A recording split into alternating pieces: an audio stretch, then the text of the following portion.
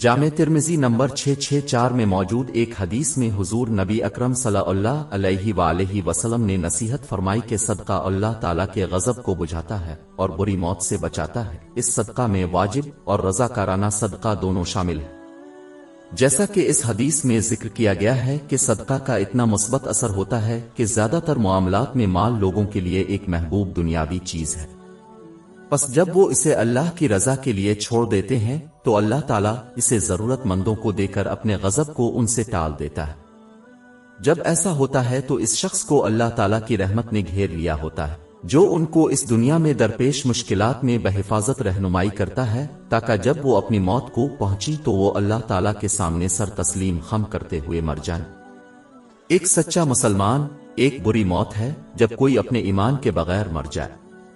یہ نتیجہ اخذ کرنے کے لیے کسی عالم کی ضرورت نہیں کہ یہ شخص آخرت میں کہاں جائے گا۔